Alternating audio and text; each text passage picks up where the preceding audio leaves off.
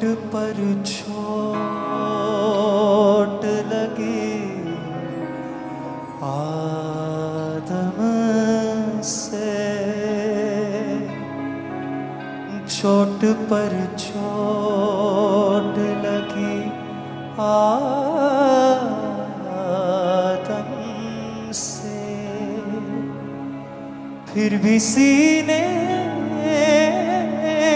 से लगाने आया, फिर भी सीने से लगाने आया। वो लहू अपना बहाने आया, वो लहू अपना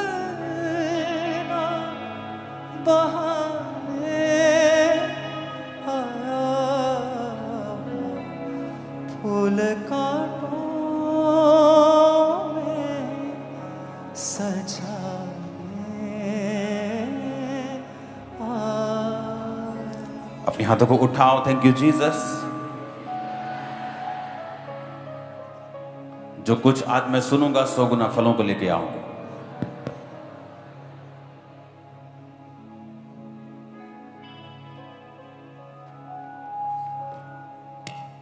ऊंची आवाज से मांगो।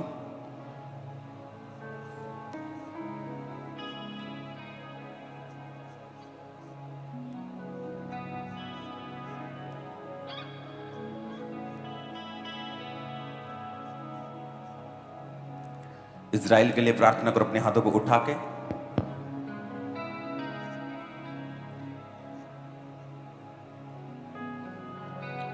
ऊंची आवाज में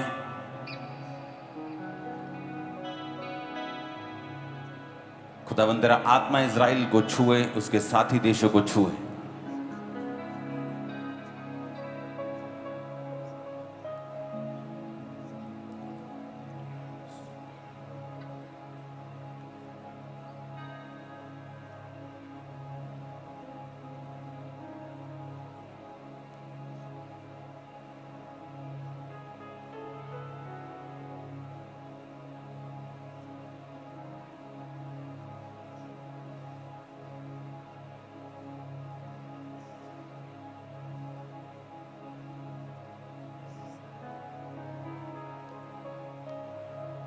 प्रभु यीशु मसीह के सामर्थी नाम में हम मांगते हैं। स्वागत है यीशु मसीह की प्रेजेंस में। आवाज आ रही है सबको? पीछे आवाज आ रही, समझ आ रही? आवाज पीछे आ रही है तो हाथों को हिलाओ। अगर पीछे आवाज समझ आ रही है तो। उधर हाथ नहीं दिख रहे मेरे को। ओके, मेरे ख्याल से लास्ट पे वहां बक्सा लगाओ एक एक्स्ट्रा, उधर इस नुक्कड़ में। इजराइल के लिए कौन कौन प्रेयर कर रहा है? आपको उसे प्रेयर में रखना है। आपको मालूम होगा कि इस बारे में मैं आपको कॉन्टिन्यूली, अगर आप इंटरनेट पे देखेंगे और सर्च करेंगे, आपको प्रोफेटिक वर्ड मिलेंगे इजराइल के बारे में।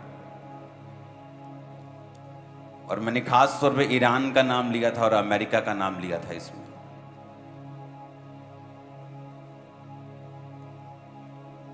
एक मिसाइल कल बता रहे थे न्यूज़ वाले कि जो निकलती है वहाँ से या उसको नष्ट करने के लिए इजराइल से, एक एक मिसाइल का जो कॉस्ट है वो 40-40 लाख रुपया है।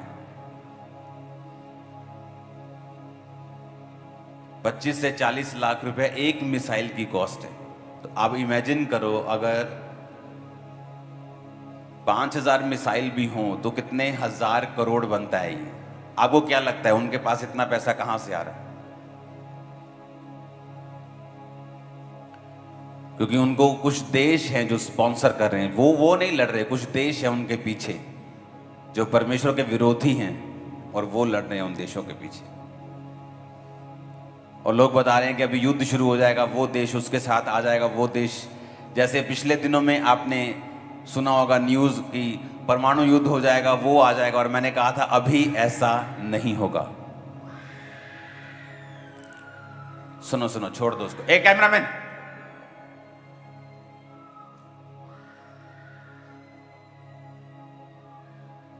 और अभी जो बात अभी चल रही है आपके सामने कि अभी ये देश वो देश सब इकट्ठे हो जाएंगे, सब ऐसा हो जाएगा, अभी एक महायुद्ध शुरू हो जाएगा। अगर आप स्पिरिट में देखने की आंखें आपके पास हों तो आपको मालूम होना चाहिए कि ये सिर्फ एक शुरुआत है। जब ऐसा होना होगा तो बातें नहीं होगी, एक्शन होगा। तो बातें नहीं होंगी न्यूज चैनल्स के ऊपर कि वो ये देश ये कह रहा है, वो देश ये धमकी दे रहा है, वो देश ये कह रहा है। जस्ट एक एक्शन होगा, फलस्तीन से नहीं होगा, गाजा से नहीं होगा, इजराइल के ऊपर होगा, और उसके बाद ये शुरू होगा जो अभी लोग बोल रहे हैं। मैंने कहा था दिन बुरे हैं, वो आगे और बुरे हैं और अंधेरे हैं। इसीलिए आपने देखा होगा कि जो मसीही लोग हैं वो ज्यादा चमक रहे हैं।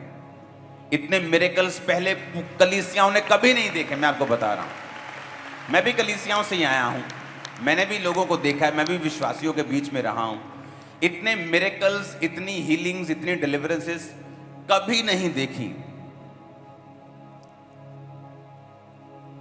जिन जिन देशों ने इस लेवल पर डिलीवरेंसेस और हीलिंग्स को देखना शुरू किया है, आज वो कम से कम 60 और 70% क्रिश्चियन हो चुके हैं।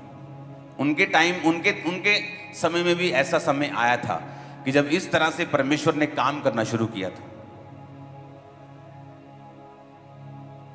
हमें लगता है कि पंजाब में कभी भी कम्युनियल जो राइट्स हैं वो नहीं होते, लेकिन फ्यूचर ऐसा नहीं है। पंजाब में बोलते हैं कि कभी भी दंगे नहीं होते धर्म के नाम पे, लेकिन फ्यूचर ऐसा नहीं है। तो हमें हर एक बुरी चीज के लिए तैयार रहना होगा।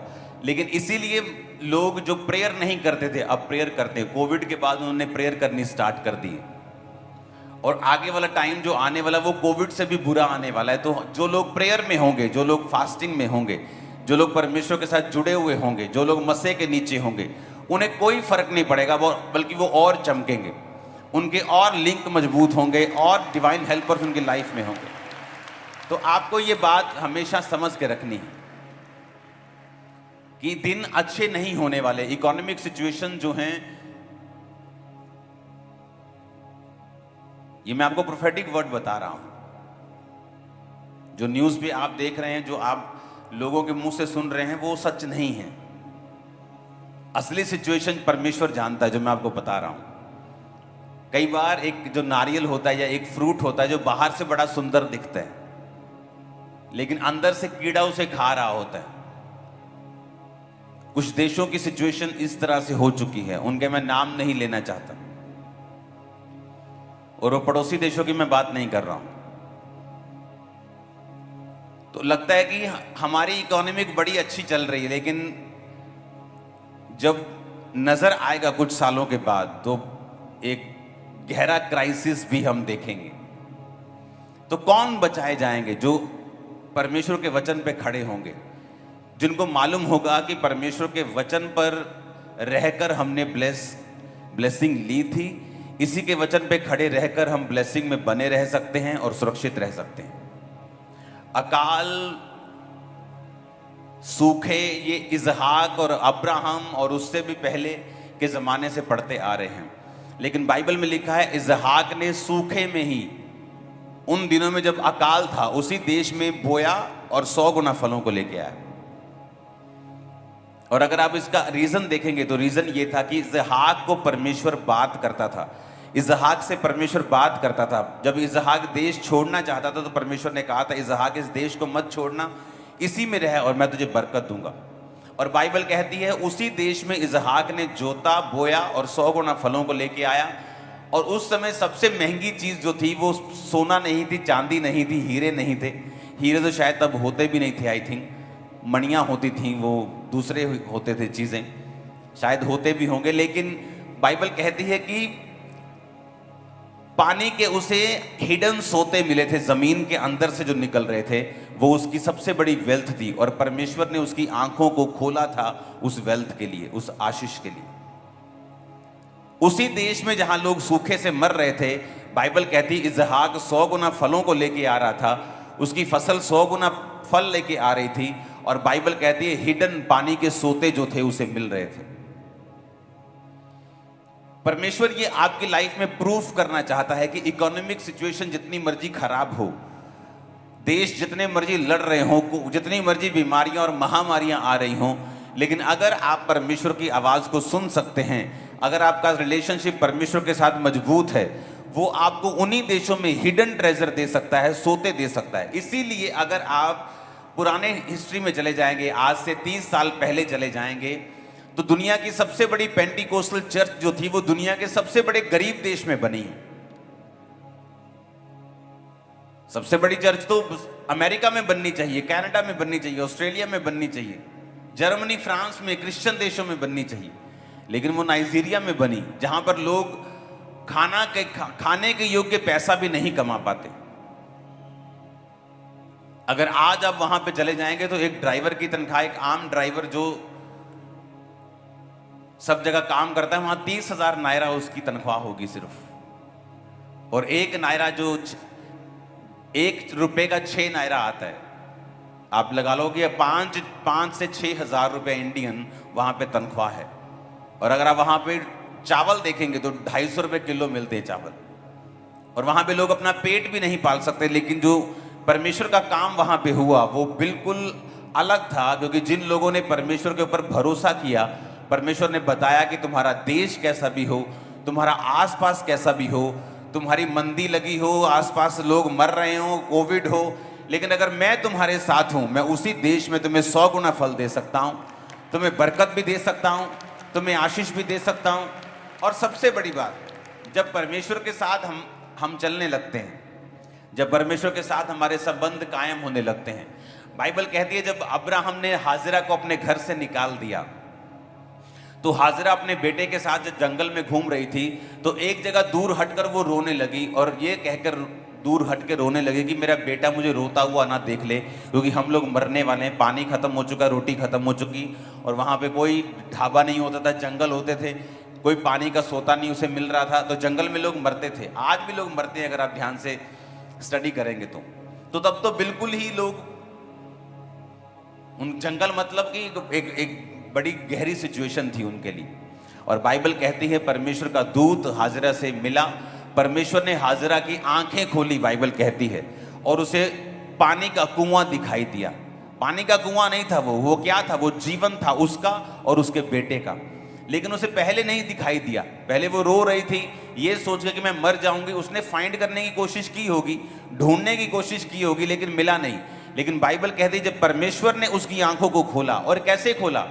परमेश्वर ने ये नहीं कहा आके उसके दूत ने कि मैं तेरी आंसुओं को, तेरे रोने को देख के आया हूं। परमेश्वर ने कहा मैं तेरे लड़के की प्रार्थना को सुन रहा हूं। कुछ कलीसियाओं में ये एक बुरी आदत है, उनको लगता है कि अगर हम रो रो कर प्रार्थना करेंगे तो परमेश्वर हमारी सुन लेगा, जबकि उन्हें ये नहीं पता कि रो कर प्रार्थना करने से परमेश्वर नहीं सुनता, वो विश्वास की प्रेयर को सुनता है, चाहे वो रोकर की गई हो चाहे बिना रोकर की गई हो।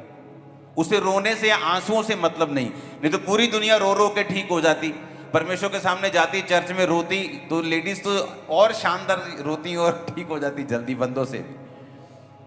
लेकिन परमेश्वर ने कहा कि मैं तेरे रोने को देखकर नहीं आया हूं, मैं तेरे लड़के की प्रार्थना को सुन के आया हूं। लड़के को प्रार्थना करना कहां से आता था?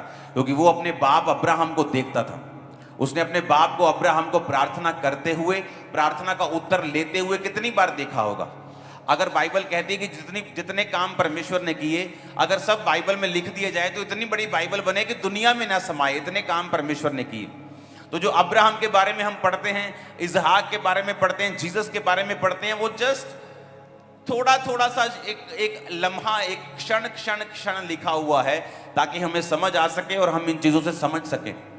वो लड़का अपने बाप को देखता था, रोज की लाइफ में उसका बाप कैसे प्रार्थना करता है, कैसे सिचुएशन से वो निकला, कैसे मुसीबतों से निकलता है, कैसे गाइड करता है, कैसे बिजनेस चलाता है, कैसे भेड़ बकरियों को चराता है, कैसे राजाओं को भी अपने अधीन रखता है, किस तरह से वो ब्लेस होता है। उसने अपने बाप को सब कुछ करता हुआ देखा था। इसलिए उसे प्रार्थना करनी आती थी, परमेश्वर को किस तरह से प्रेयर करते हैं और किस तरह से परमेश्वर से जवाब लेते हैं। और बाइबल कहती है जब उसका संबंध परमेश्वर के साथ था तो उसने प्रेयर की, तो परमेश्वर ने उसकी माँ की आंखों को खोला और उसको कुआं मिला जो पहले उसे दिख नहीं रहा था।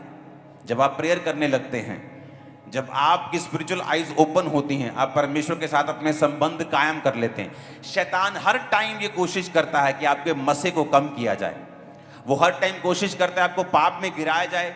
वो बड़ी लंबी प्लानिंग्स बनाता है आपकी लाइफ में, छोटी प्लानिंग नहीं होती। आपको लगता है कि ये जो हो रहा है आपकी लाइफ में, ये एक फ्लो के साथ कुछ हो रहा है या आपका मन डिस्ट्रैक्ट हो रहा है, ऐसा नहीं है। शैतान बहुत धीरजवंत है, इतना धीरजवंत है कि कुछ विश्वासी शैतान जितने धीरज नहीं रखते। वो बड़े लंबे प्लान के साथ आपकी लाइफ में चलता है, किन लोगों को आपकी लाइफ में प्लांट करना है, किन लोगों को आपके आसपास रखना है और उनके द्वारा फिर आपकी लाइफ को गिराना है। शैतान बड़ी स्ट्रेटेजिकली आराम से पेशेंस रख के, धीरज रख के धीरे धीरे आपकी लाइफ में काम करने की कोशिश करता है, क्योंकि उसे ये बात मालूम है कि जिस दिन आपने परमेश्वर से तौबा कर ली, जिस दिन आप परमेश्वर में सही चलना शुरू कर दिए, जिस दिन आपने परमेश्वर के साथ अपने संबंधों को कायम कर लिया, आपकी स्पिरिचुअल आईज ओपन होंगी, आपको वो दिखेगा जो आपका जीवन जिस चीज पर निर्भर करता है। कई बंदों का जीवन उनके बिजनेस के ऊपर निर्भर करता है। जब उनका बिजनेस डाउन होता है, उनकी फैमिली डाउन होती है, उनकी सारी चीजें खत्म होनी शुरू हो जाती हैं, तो परमेश्वर जानता है आपके बिजनेस के लिए आपकी स्पिरिचुअल आईज को कैसे ओपन करना है। लेकिन प्रॉब्लम यह है कि जो आपका शारीरिक ऑरा है, जो शारीरिक काम है, जो शरीर के पीछे चलना है, वो आपकी स्पिरिचुअल आईज को बंद रखता है। और शैतान ये मेक श्योर करता है और वो पूरी ट्राई करता है और पूरा ये सिस्टम बना के रखता है कि आपके आसपास ऐसे लोगों को रखा जाए, आपकी जिंदगी में ऐसी चीजों को रखा जाए, चाहे वो मोबाइल हो, चाहे वो व्यभिचार हो, चाहे वो चोरी हो, चाहे वो शारीरिक काम हो, चाहे वो एक शरीर की कमजोरी हो, आंखों की कमजोरी हो, ताकि वो आपकी लाइफ में उसे कंप्लीटली कंटिन्यू रखें, ताकि आप लोग परमेश्वर की ओर ना जा सकें और आपकी स्पिरिचुअल आईज कभी भी ओपन ना हो सके। कितने इन बातों को समझ रहे हैं? अभी वचन तो मैंने शुरू नहीं किया, अभी तो मैं आपको इंट्रोडक्शन दे रहा हूं। तो ये चीजें आपकी लाइफ में होनी जरूरी है। अगर आपने इन परमेश्वर के साथ अपने संबंधों को कायम नहीं किया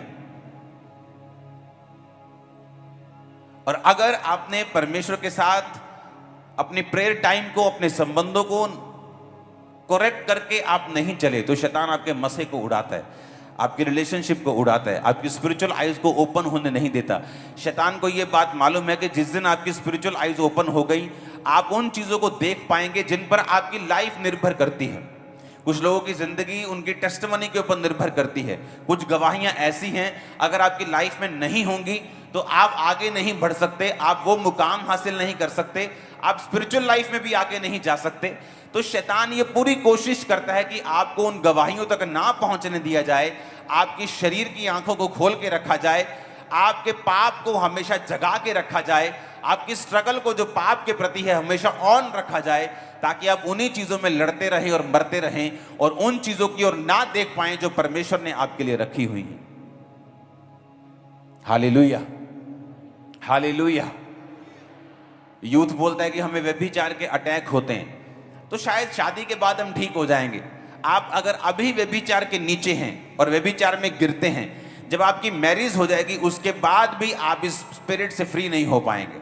मैं आपको बता रहा हूं, पाप एक स्पिरिट है। अगर आज आप फ्री हैं, आप कल भी फ्री हैं। अगर शादी से पहले आप फ्री हैं, उसके बाद भी आप फ्री हैं। ये शैतान की सब चालें हैं, तू जवान है, तू कुंवारा है, ऐसा कुछ भी नहीं है। बाइबल कह रही है अगर तुम शरीर के अनुसार चलोगे तो मरोगे। उसने ये नहीं कहा शादी से पहले अगर चलोगे तो नहीं मरोगे। उसने कहा अगर तुम शरीर के अनुसार चलोगे तो मरोगे, आत्मा के अनुसार चलोगे तो जियोगे। हालेलुया। आज जब डिलीवरेंस वीक्स चल रहे हैं, अभी क्रूसेड बीच में आ चुके हैं, लेकिन जब फिरोजपुर का क्रूसेड होगा, फिर उसके बाद थर्सडे मीटिंग और संडे मीटिंग, और जो वचन अभी मैं आज आपको बताऊंगा, इस वचन आज मैं आपको बेस, आपकी नींव सेट करूंगा और उसके बाद अगले मीटिंग्स में उसके बाद वर्ड होगा और आज नींव होगी। अगर आप नींव को नहीं समझे तो वचन आपको समझ नहीं आएगा।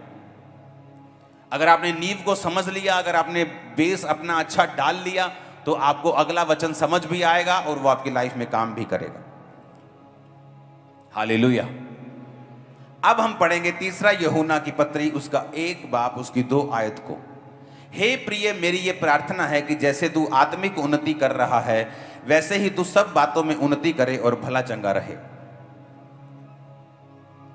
Beloved, I wish above all things that thou mayest prosper and be in health, even as thy soul prospereth. उसने कहा जैसे तू आत्मिक उन्नति कर रहा है, वैसे ही तू शरीर में भी क्या रहे, हेल्थी रहे। परमेश्वर ने ये नहीं कहा तू चंगियाई को पाए, उसने कहा तू हेल्थ में रहे। चंगियाई पाने से भी ज्यादा बेटर है कि आप हेल्थ में रहें। अब चंगियाई कितने तरीके की होती है?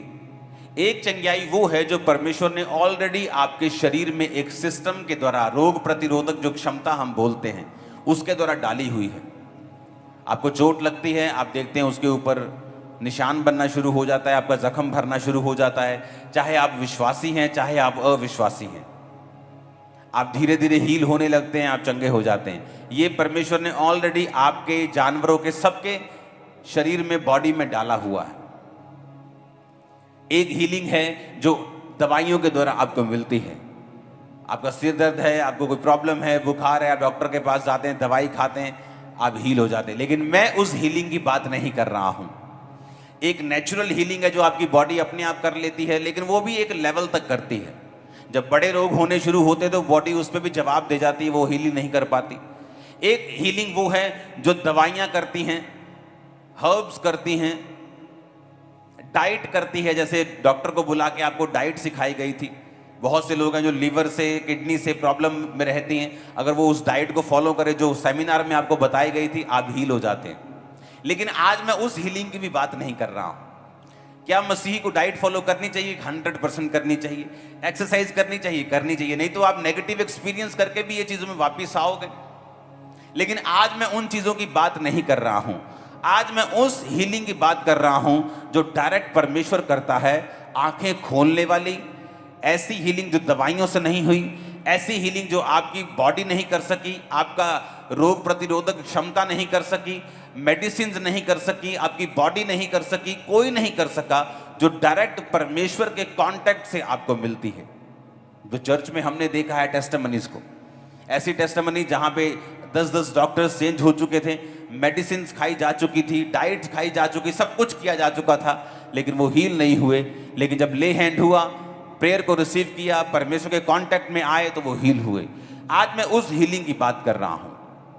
तो बाइबल कहती है कि परमेश्वर ये चाहता है कि आप हीलिंग में रहें, ना कि बीमार होकर चंगियाई प्राप्त करें। बाइबल कहती है परमेश्वर ये चाहता है आप हेल्थ में रहें, आप चंगे रहें, आपकी बॉडी हेल्थी रहे।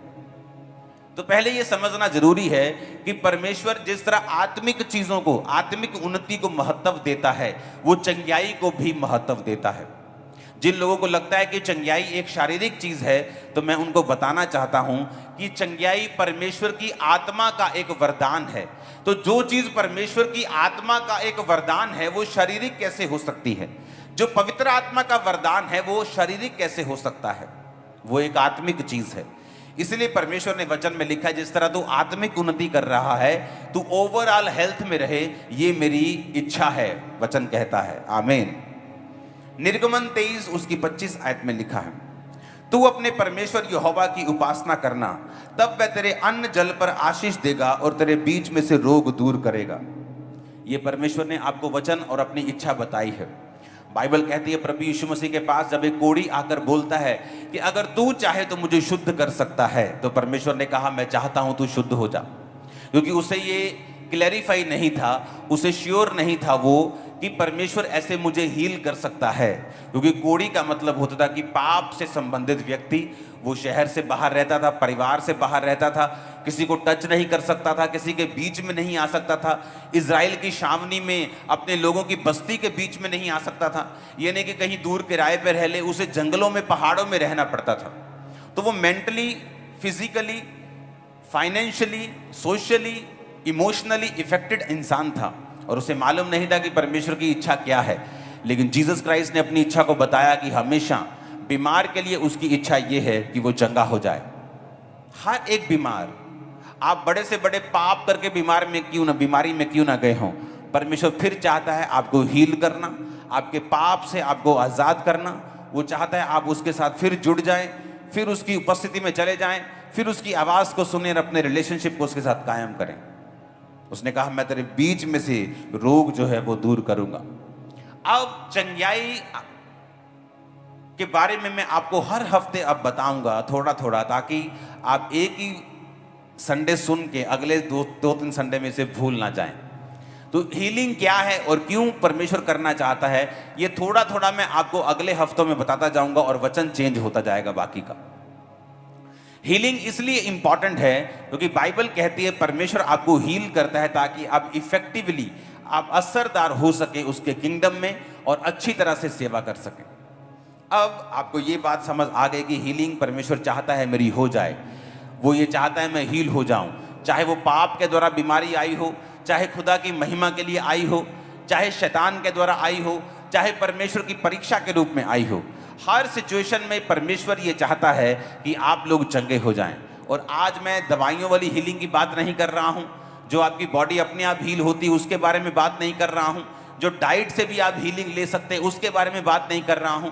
आज मैं सुपरनैचुरल हीलिंग के बारे में बात कर रहा हूं, जो डायरेक्ट परमेश्वर के कॉन्टेक्ट से आती है। जो लोग हील हुए चर्च में, आपने देखा होगा, आपने टेस्टिमोनीज को सुना होगा, ऐसी गवाहियां जहां डॉक्टर्स गिव अप कर चुके हैं, जहां दवाइयां गिव अप कर चुकी हैं, जस्ट परमेश्वर के एक स्पर्श से वो लोग हील हो रहे हैं। और हमें मालूम है कि ये हीलिंग डाइट से नहीं हुई, ये हीलिंग किसी और चीज से नहीं हुई, ये सुपरनैचुरल हीलिंग हुई जो परमेश्वर ने अपने कॉन्टैक्ट से, अपनी पावर से, अपने स्पर्श से लोगों की। अब जब हीलिंग होती है, ये वचन आज भी मैं सुनाऊंगा और एंड वाले मीटिंग में भी थोड़ा सा मैं ये शेयर करूंगा जो अभी मैं आपको बताऊंगा। बाइबल कहती है उत्पत्ति 3 उसकी 6 आयत में, जब स्त्री ने देखा कि वृक्ष का फल खाने के लिए अच्छा, देखने में मन भाव, बुद्धि देने के चाहने योग्य भी है, तो उसने तोड़कर खाया, उसमें से तोड़कर खाकर अपने पति को भी दिया और उसने भी खाया। वचन क्या कहता है, जीसस क्या कहते हैं, शैतान क्या कहता है। जो मैं आपको आज बताने वाला हूं, ये डीप हीलिंग सीक्रेट है। जिन लोगों के पास चंगाई का वरदान है उनको भी नहीं मालूम, कई लोगों को ये सीक्रेट, वो हीलिंग करी जा रहे हैं लेकिन उनको ये वचन मालूम नहीं, क्योंकि ये मेरे एक्सपीरियंस और वर्ड ऑफ गॉड से आया है कि जब मैं बीमार था और लंबे समय तक रहा और हीलिंग को किस तरह से मैंने पाया और मेंटेन किया और मैं आगे बढ़ा, ये आपकी हेल्प करने वाला है आज। अब वचन क्या कहता है, जीसस क्राइस्ट के मार खाने से तुम लोग क्या हो चुके हो, ये कौन कहता है, वचन कौन है। आदि में वचन था, वचन परमेश्वर के साथ था, वचन ही उसके कोड़े खाने से तुम चंगी हो चुकी। कौन कह रहा है, परमेश्वर। शैतान औरत के पास गया और उसने कहा, देख जिस फल को परमेश्वर ने खाने के लिए मना किया है ये बहुत टेस्टी है, बुद्धि देगा तेरे को, तेरी आईज ओपन हो जाएंगी, तू परमेश्वर के जैसी हो जाएगी। परमेश्वर नहीं चाहता तू ये फल खाए, वो तुझसे जेलसी करता है, वो नहीं चाहता कि तू उसके जैसी बन जाए। जबकि हवा भूल गई कि परमेश्वर ने तो उसको पहले से ही अपने जैसे बनाया है। और बाइबल कहती है उसने शैतान की बातों की ओर ध्यान दिया, वो फल लिया, खुद भी खाया, आदम को भी दिया और उसने भी खाया। एक व्यक्ति जब परमेश्वर से हीलिंग को लेता है, by grace, by prayer, by church anointing, आपके मेंटर की अनॉइंटिंग से, किसी भी तरह से वो आपको हीलिंग मिल गई। और ये ऐसा विषय है, अगर मैं इसे शेयर नहीं करूंगा, शैतान आपकी लाइफ में गेम्स खेलने की कोशिश करेगा। शैतान की आदत है जो आपको मिल गया उसे चुराना, घात करना और नष्ट करना। मोस्टली जब आप लोग हील होते हैं, क्योंकि जब आप लोग इस वचन को सुनेंगे, और क्रूसेड के बाद जो थर्सडे आएगा मैं चर्च में होऊंगा और संडे भी, आप इस हीलिंग के वर्ड को सुनेंगे तो बहुत से लोग हील होंगे। लेकिन जब आप लोग हील होते हैं तो शैतान आपके पीछे लगता है। वो हर उस चीज के पीछे है जहां परमेश्वर डायरेक्ट काम करता है, या जहां पर परमेश्वर का प्रूफ लोगों को मिलता है कि वो जीवित परमेश्वर है। 2004 में जब मेरे पे पहली प्रेयर हुई तो मुझे एक झटका लगा और मुझे मालूम हो गया कि अगर कोई मुझे हील कर सकता है तो वो परमेश्वर ही है। जब सालों महीनों में दवाई खा के देख चुका था, ब्रेन के डॉक्टर्स के पास जाके, जगहों के पास जाके, जहां जहां मुझे घमंड था उन सब जगहों में जाके मैं देख चुका था, और मुझे पहली प्रेयर में हीलिंग तो नहीं मिली, लेकिन एक हीलिंग स्पर्श मुझे मिला और मुझे समझ आ गई थी कि परमेश्वर मुझे हील करने की ताकत और सामर्थ्य को रखता है। और उसके बाद जब परमेश्वर की आत्मा ने मुझे मेहनत करने के लिए बोला, सेल्फ डिलीवरेंस के लिए बोला, और मैं फास्टिंग करने लगा, प्रेयर करने लगा और परमेश्वर में चलने लगा, तो परमेश्वर ने सबसे पहले जो मुझे आजाद किया, एक अजीब सा मेंटली अपसेट के अटैक में एक मुझे फीलिंग होती थी जो आप डॉक्टर को भी नहीं समझा सकते, आपको नहीं समझाया जा सकता, लेकिन वो अजीब किस्म की फीलिंग थी जो किसी दवाई से हील नहीं हुई थी। और जो सबसे डिस्टर्ब मुझे रखती थी वो वही चीज थी जो मेरे माइंड में और मेरी पूरी बॉडी में एक ऐसी चीज होती थी जो एक्सप्लेन नहीं की जा सकती, मैं बता भी नहीं सकता। बताना चाहूं तो कि मैं क्या बताऊं, मैं बता नहीं सकता, मतलब शब्दों में। ओके, तो वो हीलिंग जो थी वो परमेश्वर ने मेरी लाइफ में की। जब मैं परमेश्वर में आया उसके 1 साल के अंदर अंदर एक डिप्रेशन से हीलिंग थी जो अभी नहीं मिली थी, लेकिन एक अजीब सी दुष्ट आत्मा की, या कह लो, या एक डिप्रेशन की एक फीलिंग थी, एक पागलपन की, जो परमेश्वर ने मेरी हील की थी। अब जब शैतान देखता है कि आपको परमेश्वर ने हील किया है, मैं आपको बता रहा हूं, अगर आपने ये वचन सुना, आपकी हीलिंग कभी लॉस्ट नहीं होगी, आप कभी गवा नहीं पाएंगे अपनी हीलिंग को, हमेशा बनी रहेगी वो। अब जब एक व्यक्ति या एक औरत, एक मर्द, एक औरत परमेश्वर से हीलिंग लेता है, आपको ये बात समझ आनी चाहिए कि अगर परमेश्वर ने आपको वो हीलिंग दी है तो शैतान पूरी कोशिश करेगा उस हीलिंग को वापस लेने की। कभी कभी क्या होता है, जब मैंने वो हीलिंग ली, जब मैंने परमेश्वर से वो चंगियाई ली, तो कई बार ऐसा होता था, कई बार जब मैं प्रेयर मेरी कम हो जाती थी या और चीजें मेरी लाइफ में होती थी, शक आ गया, अभी नया नया था परमेश्वर में कि क्या सचमुच परमेश्वर, अगर ये परमेश्वर तो बाकी कौन है, बाकी परमेश्वर नहीं है तो वो कौन है, वो इस तरह की चीजें, फाइट चलती थी मेरे माइंड में। तो जब कई बार शैतान काम करने की कोशिश, डाउट डालने की कोशिश करता था, मेरे सारे वो सिम्टम्स, सारे लक्षण बीमारी के वापिस आना शुरू हो जाते थे, और शैतान मुझसे फाइट करता था कि तू हील नहीं हुआ है, तू चंगा नहीं हुआ है,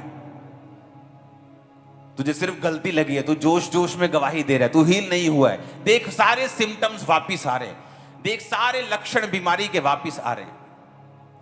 और अगर आप क्रिश्चियन, रियल क्रिश्चियन हैं, तो ये आपके साथ होगा।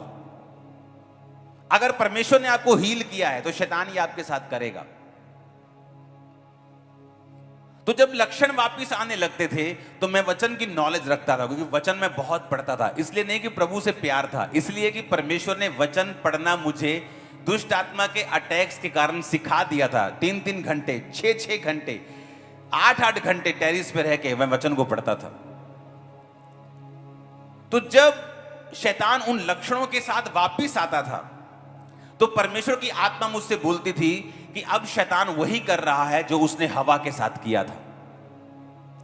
अब हवा को या तो उस चीज पे यकीन करना है जो वो फील कर रही है, जो वो देख रही है, जो महसूस कर रही है, या उस चीज के ऊपर जो परमेश्वर ने कही थी कि मैंने तुझे अपनी समानता में बनाया है। या तो हवा इस चीज पे यकीन करे जो शैतान कह रहा है कि फल देखने में बड़ा मन भाव है, बुद्धि देने के चाहने योग्य भी है, टेस्टी भी है, परमेश्वर तो उससे जेलसी करता है। या तो वो अपनी फीलिंग्स के अनुसार चले और फल खा ले और मरे और अपनी चंगाई को, रिलेशनशिप को गवा दे, या तो वो वचनों के अनुसार चले जो परमेश्वर ने उससे कहे थे। तो परमेश्वर ने मुझे बताया कि शैतान तेरी लाइफ में अब वो चुराने के लिए आया है जो मैंने तुझे दिया है। और अगर आपको परमेश्वर के द्वारा दी गई हीलिंग को संभालना है तो दुनिया की एक ही वस्तु है जो उसे संभाल सकती है, वो है आपका विश्वास। अगर आप विश्वास, कौन सा विश्वास? एक विश्वास है कि परमेश्वर ने आपको छुआ, बीमारी चलेगी, आपको विश्वास हो गया। एक विश्वास यह है कि जब उस बीमारी के लक्षण वापिस आ रहे हैं तब परमेश्वर देखता है आपका विश्वास कहां है। क्योंकि शैतान को पता है एक इंसान जब फीलिंग्स का फॉलो करने लगता है, पीछा करने लगता है, जब अपने महसूस जो उसको हो रहा है उसका पीछा करने लगता है, वो मौत की ओर जाता है। संसारिक प्यार क्या है? एक फीलिंग। चोरी फीलिंग, व्यभिचार एक फीलिंग, डर एक फीलिंग, अविश्वास, शक एक फीलिंग। इसलिए जीसस क्राइस्ट ने कहा अगर तुम फीलिंग्स के अनुसार चलोगे तो क्या होगा? तुम मरोगे। तो तब परमेश्वर ने मुझे सिखाया कि अगर तुझे ये मेंटेन करना है और जो मैंने तुझे दिया है तुझे लेना है, तुझे कन्फेस करना पड़ेगा अपने मुंह से, दिमाग में नहीं। दिमाग में फाइट कभी मत करो शैतान से, ये मैं आपको सीक्रेट दे रहा हूं। जब शैतान आपके साथ लड़ रहा हो, आपको डिस्टर्ब कर रहा हो, कभी भी दिमाग में उसके साथ फाइट ना करो, दिमाग में कभी शैतान से बात मत करो। इसलिए बाइबल कहती है उद्धार के लिए मुंह से अंगीकार किया जाता है। जब तुम मुंह से अंगीकार करोगे तो तुम अपने उद्धार को पाओगे भी और उसे मेंटेन भी करोगे। अगर आपने पैसों से गाड़ी ली है तो पैसों से ही मेंटेन होगी।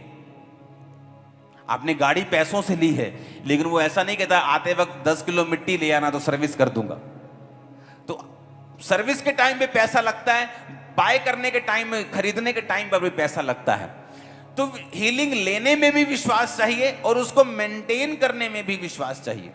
तो जब परमेश्वर ने मुझे ये बातें समझाई कि अगर तुझे हीलिंग को लेना है और मेंटेन करना है, तुझे सेम कन्फेस करना पड़ेगा कि शैतान तेरे सिम्टम और तू गया नरक में, यीशु के कोड़े खाने से मैं चंगा हो चुका हूं। और मैं लगातार ये बोलता था। कई बार सिम्टम 3-3 दिन रहते थे। चंगाई लेने के बाद, गवाही देने के बाद, आप इमेजिन करो शैतान किस तरह मुझसे लड़ता था, क्योंकि उसे आप लोग नजर आते होंगे कि ये इन लोगों को बचाएगा फ्यूचर में। हां, तो वो मेरे साथ फाइट करता। मेरी कोई भी हीलिंग हो जाए उसके सिम्टम्स वापिस आने शुरू होते थे, वो फिर से बीमारी वापिस आनी शुरू होती थी। और जब तक मैंने फिर सीख नहीं लिया कि अपनी हीलिंग को मेंटेन कैसे करना है, वचन बोल के, इग्नोर करके सिम्टम्स को, तो जब वो सिम्टम्स, वो लक्षण वापिस आते थे, मैं गवाही देना शुरू करता था परमेश्वर ने मुझे हील किया है, उसके कोड़े, और अंदर मैं अंगीकार करता था उसके कोड़े खाने से मैं चंगा हो चुका हूं। शैतान तू भी झूठा, तेरे लक्षण भी झूठे, चल भाग जा यीशु मसीह के नाम में। और लगातार मैं ये करता था। और देखो हुआ क्या, जब शैतान को ये बात समझ आ गई कि मैं उसके झूठ के ऊपर यकीन नहीं करने वाला, वो बीमारी के लक्षण पिछले 15 साल से कभी वापस नहीं आए, लक्षण भी वापस नहीं आए, और मैं कंप्लीटली हील हुआ। एक औरत थी, परमेश्वर ने उसे हील किया। जब उसे हील किया तो उसके आसपास जो क्रिश्चियन लोग थे वो इतने अच्छे नहीं थे। तो जब थोड़े दिन बाद उसकी बीमारी का लक्षण वापस आया तो वो घबरा गई। उसने कहा ये क्या हुआ, मैं तो ठीक हो गई थी। तो जब उसने अपने क्रिश्चियन लोगों से बात की, कोई कहने लगा ओ परमेश्वर दूसरे लोगों को हील करता है, वो क्रिश्चियन लोगों को हील नहीं करता, और सब नेगेटिव बातें उसे बोलने लगे। ओ तेरी बीमारी वापस आ गई। और वो लेडी वचन में पक्की नहीं थी, और सारी बीमारी के सिम्टम जब वापिस आए और उसने अंगीकार नहीं किया और विश्वास में नहीं रही, वो बीमारी फिर उसकी लाइफ में एंटर कर गई। इसलिए मैं कहता हूं पॉसिबल है एक व्यक्ति का बीमार होने के बाद, चंगे होने के बाद फिर बीमार होना। अगर इसीलिए कहा जाता है कि अगर आपने चर्च में आके हीलिंग को लिया है, आप चर्च में रहकर भी उसे मेंटेन भी कर सकते हो। क्योंकि उसके बाद शैतान चुराने के लिए आएगा, अटैक करने के लिए आएगा। और आपको वचन मालूम होना चाहिए, संगति में आपको रहना पड़ेगा, आपको अंगीकार करना पड़ेगा, और फिर आप वो हीलिंग को परमानेंट अपनी लाइफ में देखते हैं। सब जनों से कई बार ऐसा नहीं होता, या सब बीमारियों में ऐसा नहीं होता, लेकिन शैतान ऐसा करने की कोशिश करता है उन लोगों की, खासकर लाइफ में, जिनके जीवन में परमेश्वर की बड़ी योजना है। कितने मेरी बातों को समझ रहे हैं? ये बात मैं आपको इसलिए सिखा रहा हूं ताकि जब आपकी आज से हीलिंग प्रेयर स्टार्ट हो, अगले कुछ मीटिंग्स में लगातार इसके विषय में बात जब मैं करूं, तो आपका बेस मजबूत हो कि आप जब लेके जाएं अपनी हीलिंग को, आप विश्वास के शब्दों को बोलकर, विश्वास में अड़े और खड़े रहकर आप इसे पकड़ सके, मेंटेन कर सके, और फिर ये परमानेंट आपकी लाइफ में चलेगी। आपके बच्चे, आपकी जनरेशन, आपके पोते पड़पोते इसको सुनेंगे इन जीसस ने। हालेलुया। तो अब आपको ये बात हमेशा याद रखनी है, या तो आप अपनी फीलिंग के अनुसार चलो, जो लक्षण आपको महसूस हो रहे हैं, वो सिर दर्द फिर आ गया, तो या तो आप परमेश्वर के वचन के अनुसार चलो। तो आपको यह मालूम होना चाहिए, आपकी फीलिंग्स आपको धोखा देती हैं, शैतान आपको धोखा देता है, लेकिन परमेश्वर का वचन आपको कभी भी धोखा नहीं देता। नेवर। वो ताया हुआ लिखा है, लिखा उसको सिद्ध किया हुआ है, वो ट्राई किया हुआ है, वो ताया हुआ है, वो परखा हुआ है, वो वचन कभी फेल नहीं होता। और शैतान को ये बात मालूम है, इसलिए बहुत से लोग जो फीलिंग्स के अनुसार चलते हैं, आज उन्हें फील होता है कि प्रभु की प्रेजेंस उसकी लाइफ में है, कल उन्हें फील नहीं होगा। आज उन्हें फील होता है कि आज घर जाके प्रेयर करनी है, परसों उन्हें फील नहीं होगा।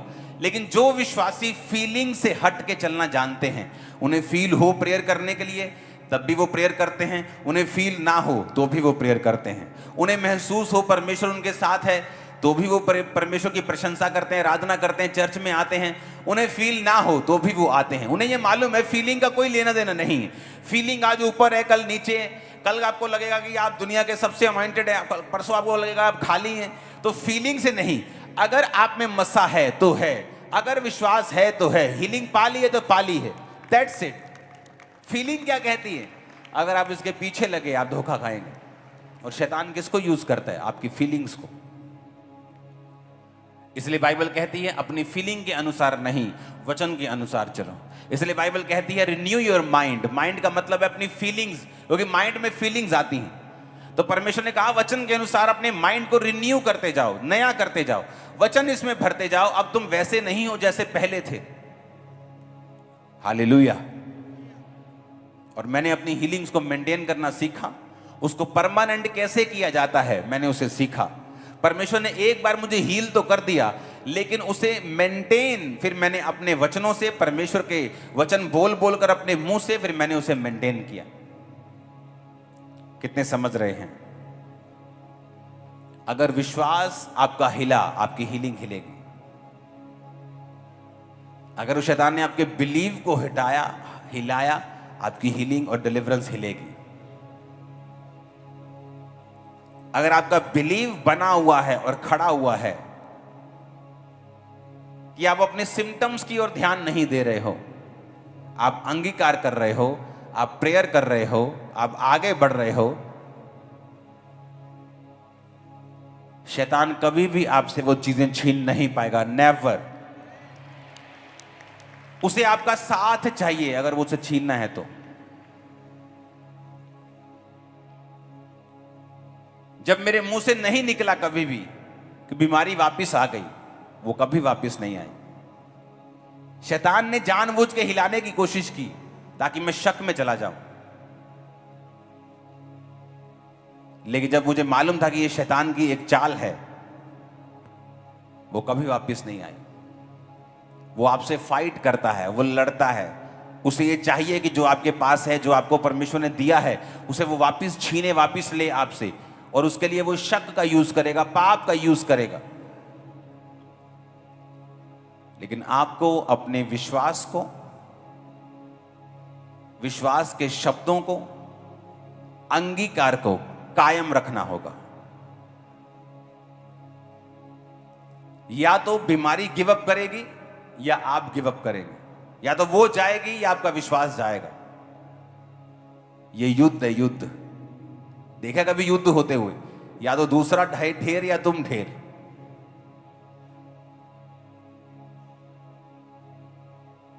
तो तुम्हें ढेर करना होगा बीमारी को और लड़ना होगा।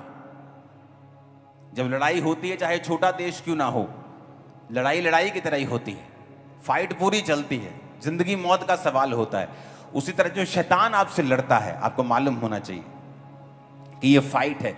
फाइट आसान नहीं होती, फाइट डिस्कंफर्ट में लेके जाती है। फाइट कभी भी इजी नहीं होती, फाइट ही होती है। लेकिन परमेश्वर ने एक वायदा किया है कि जब तू लड़ेगा तू जीतेगा, ये वायदा है। उसने ये नहीं कहा तू अपनी ताकत से जीतेगा, उसने कहा तू सिर्फ लड़ेगा, जिताऊंगा तुझे मैं।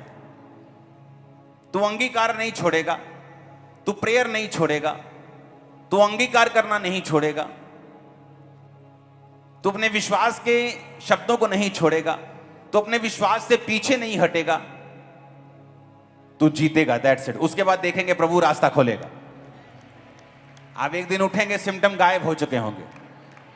आप एक दिन उठेंगे, देखेंगे कि वो कहां चली गई बीमारी जो पिछले 3 दिन से मुझे दोबारा तंग कर रही थी, वो फिनिश हो चुकी। और जब आप पक्के हो जाएंगे, शैतान को मालूम है पक्का हो गया बंदा, ये इन चीजों से नहीं हिलता, फिर वो दूसरी चीजों को यूज करना शुरू करेगा, ये चीज से हट जाएगा। उसे मालूम है ये बंदा हिलने वाला नहीं, ये अंगीकार छोड़ेगा नहीं, मेरा टाइम वेस्ट होगा। तो इसलिए वो जब एक आदमी विश्वास में बढ़ जाता है, फिर वो वैसे गेम्स उसके साथ खेलना बंद कर देता है जो आम विश्वासियों के साथ खेलता है। जो मेरे साथ वो पहले 2 साल में खेलता था, अब वो नहीं खेलता। उसे मालूम है उस गेम्स में जीत जाता हूं उससे। हालेलुया। तो जब एक विश्वासी, एक औरत, एक भाई, एक बहन अपनी चंगाई को लेती है, तो उसे यह भी याद होना चाहिए कि विश्वास से मैंने लिया है, ग्रेस से लिया है, मैं अपने शब्दों से इसे कायम भी रखूंगी, इसे मेंटेन भी रखूंगी। जब शैतान इस पे अटैक करने की कोशिश करेगा तो मेरा विश्वास इसे बना के रखेगा। हालेलुया। ऊंची आवाज में हालेलुया बोलो।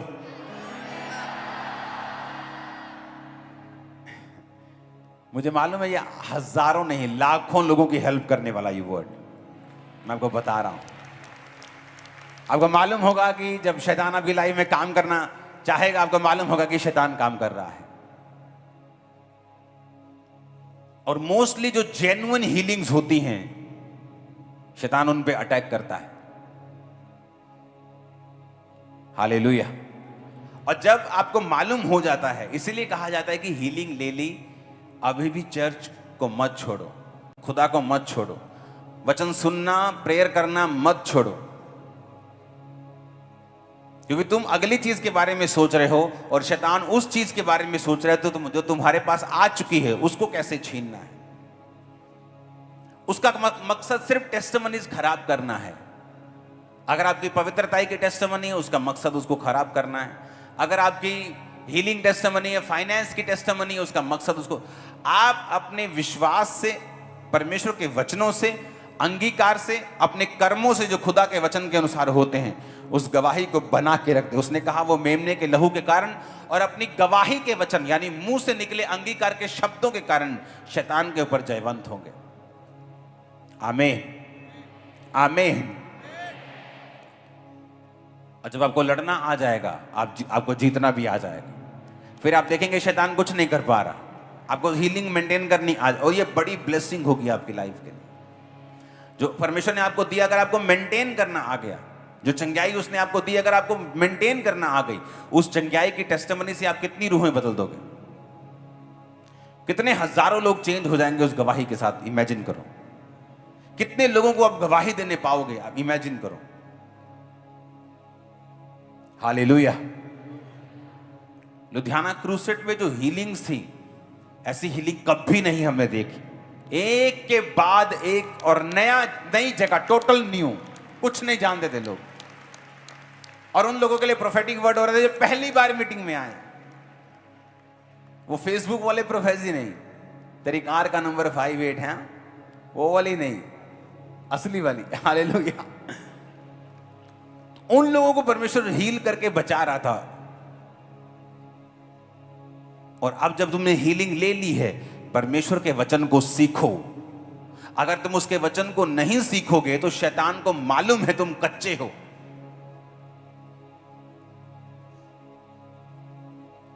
आप शरीर में जितने मर्जी फिट हो, आप आम बंदे से लड़ सकते हो, लेकिन कराटे वाले बंदे से नहीं लड़ सकते, चाहे वो आपसे आधा हो, क्योंकि उसको एक मालूम है कहां मारना है और आप ढेर हो जाएंगे। तो अगर शैतान को कराटे आते हैं तो आपको सीखने पड़ेंगे, और जब आप सीख लेंगे वो आपकी जूती के नीचे होगा। हालेलुया। परमेश्वर ने कभी अपने लोगों को आलसी होने के लिए नहीं बोला। उसने कहा यहोशू जा और लड़, वो देश मैं तेरे हाथ में करता हूं। उसने ये नहीं कहा मैं तेरे हाथ में करता हूं, जा और सो जा, जा और पार्टी कर, उसके बाद तू जाएगा तो लोग अपने आप मरे हुए होंगे। उसने कहा जा और लड़। आमीन। आपको लगता है शैतान आपकी हीलिंग को खराब कर रहा है, फास्टिंग में प्रेयर करो, ड्राई फास्ट कर लो। आप पे अटैक कर रहा है, 3 दिन रात के फास्ट करो। आप इमेजिन करो हर हफ्ते आपको, तो मेरे ख्याल फास्टिंग जब बोली जाती है, अनाउंस की जाती है, आप दिन रात के रखते होंगे। हर हफ्ते 3 दिन रात के फास्ट में रखता था, हर हफ्ते, एवरी वीक। और जब दिन रात के नहीं होते थे तो दिन दिन के होते थे। जब 3 दिन रात के खत्म हो गए तो उसके बाद दिन दिन के होते थे। मैं नहीं चाहता अब इतनी ओवर फास्टिंग करें, लेकिन फास्टिंग करें, मैं ये चाहता हूं। कितनी कलीसिया मेंबर्स हैं जो हफ्ते में एक कम से कम दिन रात का फास्ट रखते हैं? हाथ खड़ा करो। ये देखो, 10% भी नहीं। और मेरी लाइफ में मेरे जीतने का सीक्रेट रहा है फास्टिंग प्रेयर। शैतान जब भी मेरे साथ फाइट करता था, सिम्टम्स लेके, लक्षण लेके आता था, तो मेरा पहला काम होता था फास्टिंग करना अगले दिन से।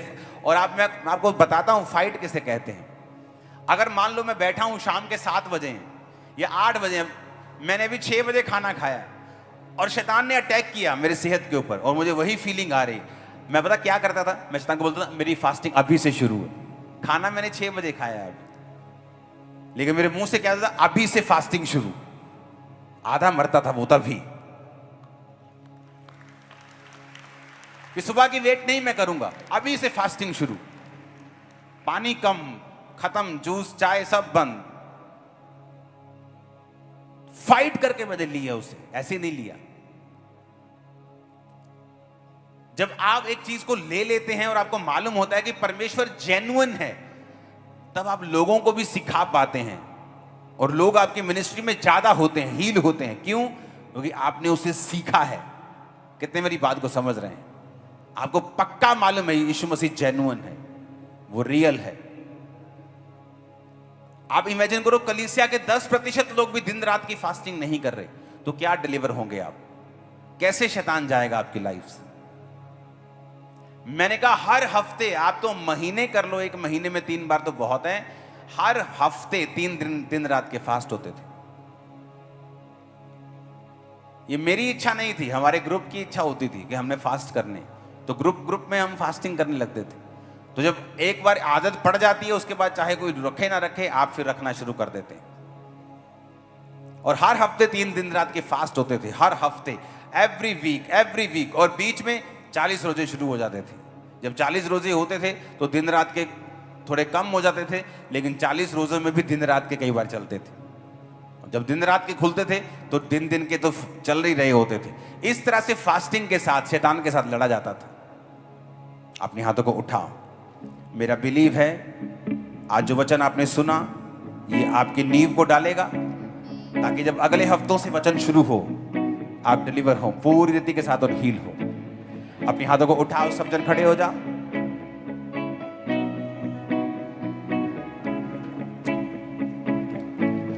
सबसे पहले अगले 10 और 15 मिनट हम अंगीकार करेंगे, जीसस